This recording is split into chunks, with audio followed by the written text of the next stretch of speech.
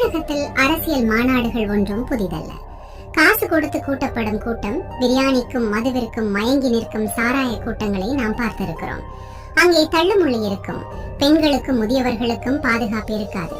எப்போது என்ன நடக்குமோ என்ற அச்சம் இருக்கும்.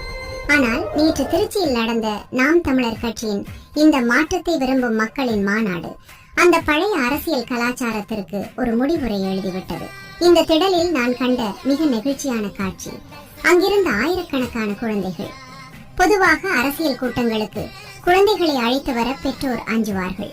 ஆனால் மழலைகள் எவ்வித பயமும் இன்றி ஒரு பூங்காவில் விளையாடுவது போல அங்கும் இங்குமாக ஓடித் திரிந்தார்கள்.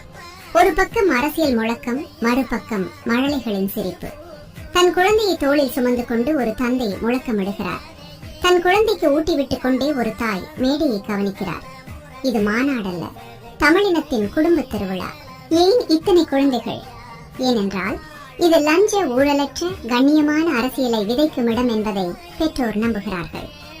மதுவும் புகையும் இல்லாத ஒரு தூய்மையான சூழலை அண்ணன் சீமான் இங்கே உருவாக்கி இருக்கிறார். மற்ற கட்சி கூட்டங்களில் சண்டையும் சச்சரவும் இருக்கும். ஆனால் இங்கே லட்சக்கணக்கான மக்கள் கூடியிருந்தும் ஒரு சிறு குழந்தை கூட அழவில்லை, ஒரு குழந்தை கூட காணாமல் போகவில்லை. அந்த அளவிற்கு தம்பிகளின் ஒழுங்கும் பாதுகாப்பும் இந்த திடலை ஒரு நந்தவனமாக மாற்றியிருந்தது. இந்த மழலைகளின் எதிர்காலத்திற்காகத்தான் 234 தொகுதிகளின் வேட்பாளர்களையும் ஒரே மேடையில் அண்ணன் அறிமுகப்படுத்தினார். 117 வீர தமிழச்சிகள் மேடை ஏறிய போது அங்கிருந்த பெண்மணிகளின் கண்களில் தெரிந்த அந்த தன்னம்பிக்கை வரும் 2026 மாற்றத்தை இப்போதே உறுதி செய்துவிட்டது. காரைக்குடியில் களம் காணும் சீமானின் குரல் அந்த பிஞ்சு குழந்தைகளின் காதுகளில் ஒரு புதிய விடியலின் கீதமாக ஒலித்தது. பணம் கொடுத்து கூட்டப்படும் கூட்டங்களுக்கு மத்தியில் தன் இனத்தின் எதிர்காலத்திற்காக தன் குழந்தையோடு வந்து நிற்கும் இந்த மக்கள்தான் உண்மையான புரட்சியாளர்கள்.